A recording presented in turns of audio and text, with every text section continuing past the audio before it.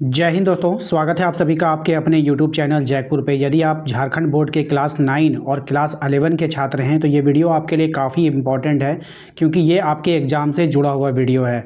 क्योंकि आप लोगों का जो एग्ज़ाम हो रहा था, मैं उससे ही रिलेटेड कुछ बातें आपको बताने वाला हूँ।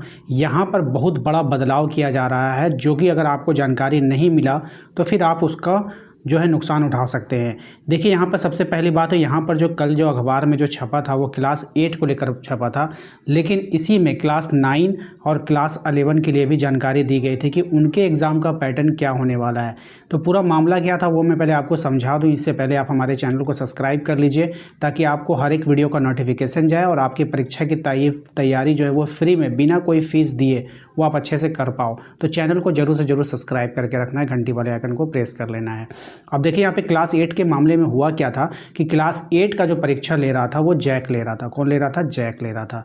लेकिन जैक ने बोला कि अब हम आपकी परीक्षा नहीं लेंगे। तो कौन लेगा? तो अब आपकी जो परीक्षा लेगा वो JCERT लेगा। कौन लेगा? JCERT लेगा।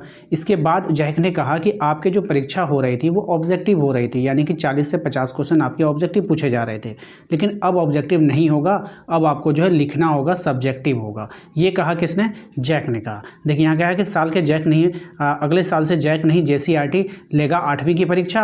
अब ऑब्जेक्टिव की जगह लघु और दीर्घ प्रश्न पूछे जाएंगे, यानी कि ऑब्जेक्टिव नहीं पूछा जाएगा, अब लघु और दीर्घ पूछा जाएगा। ये तो था मामला क्लास 8 का। लेकिन जब इस न्यूज़ को हमने पूरा पढ़ा तो यहाँ पर आप देखोगे तो क्लास 9 और 11 के बारे में भी कुछ बातें कही गई है। यहाँ पर देखिए, इससे पहले हम यहाँ कहेंगे कि यहाँ पर देखिए कह रहा है कि इनमें जो बातें मैंने आपको बता दी, मामला क्या था मैंने सारा समझा दिया आपको। अब कह रहा है कि इनमें, यानी इसी न्यूज़ के बारे में कह रहा है कि इनमें 9वीं और 11वीं की परीक्षा भी शामिल है। ये बहुत बड़ी बात इसने कह दी। ठीक है, अब आपको समझ में नहीं आया होगा, आप वीडियो छोड़कर चले जाते, इसलिए मैंने शॉर्ट में ये सारी जानकारी दी। अब हम मेन पॉइंट आपको दिखा देते हैं। इनमें का क्या मतलब है? इनमें का मतलब है, यहाँ पे आप आ जाओ, इनमें का मतलब है यहाँ पर देखिए, कह रहा है कि एकेडमिक काउंसिल ने जैक अब अगले साल से 8वीं की बोर्ड परीक्षा नहीं लेगा।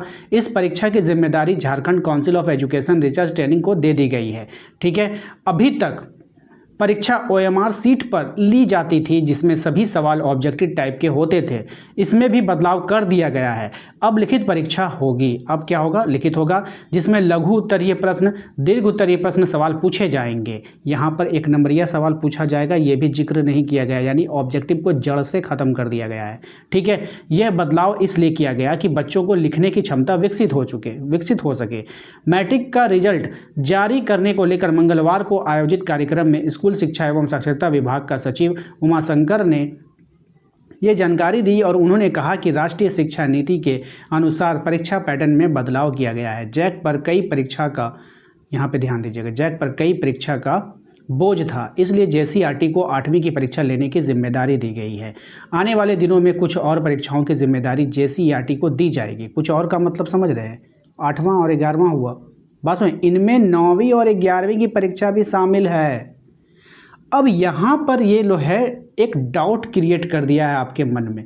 ये अभी तक मतलब क्लियर नहीं किया है कि क्लास 9 का और क्लास 11 का क्या ये सब्जेक्टिव लेंगे, इसको क्लियर नहीं किया गया है। यहाँ पर जो कहा गया है इनमें 9वीं और 11वीं की परीक्षा भी शामिल है, ये क्या है?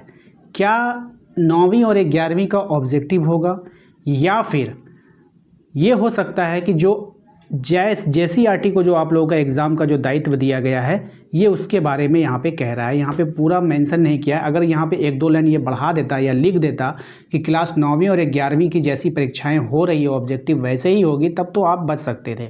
यहाँ पर ये भी नहीं बोला, कुछ क्लियर ही नहीं किया, मतलब अधूरा जानकारी यहाँ पर इन्होंने दिया है। परीक्षा लेने के लिए JCERT ने सिस्टम तैयार कर लिया है।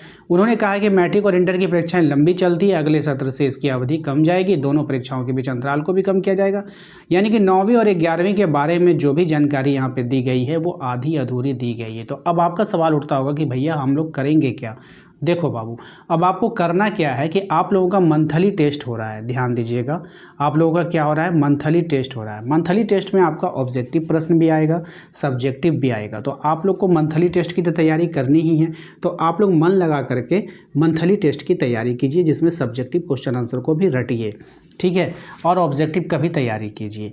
इसके बाद जैसे ही कोई फाइनल आप लोगों के बारे में कोई डिसीजन आता है, कोई फाइनल डिसीजन लिया जाएगा, तब आप लोगों का यहाँ पे क्लियर होगा कि क्या आपके भी पैटर्न में कोई बदलाव होगा या फिर वही रहेगा।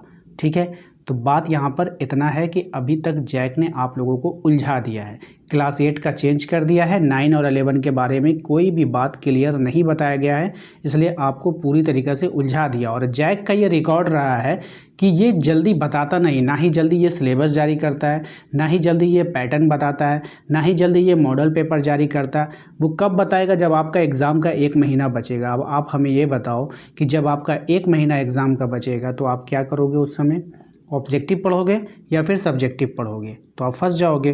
तो मेरे अनुसार मेरा ये निर्णय है, मतलब मैंने ये आप लोगों को राय देना चाहा है कि आप लोगों का जो वीकली टेस्ट नहीं, मंथली टेस्ट जो आप लोगों का होने जा रहा है, पहले आप लोगों का वीकली टेस्ट होता था, अब आप लोगों का मंथली टेस्ट होता है। हर महीने आपका एग्ज़ाम होगा, जिसकी तैयारी आपके हमारे चैनल के माध्यम से भी होगी। तो आप लोग सब्जेक्टिव क्वेश्चन आंसर भी तैयारी कीजिए और ऑब्जेक्टिव का भी कीजिए, दोनों को लेकर चलिए। जैसे ही कोई अपडेट आता है उसके बाद आप जो चाहो इधर चाहो उधर चले जाना। वैसे भी सब्जेक्टिव में आपको सिर्फ VVI सवाल ही रटवाया जाएगा, ऐसा थोड़ी है कि सबको रटवा दिया जाएगा। ठीक है ना?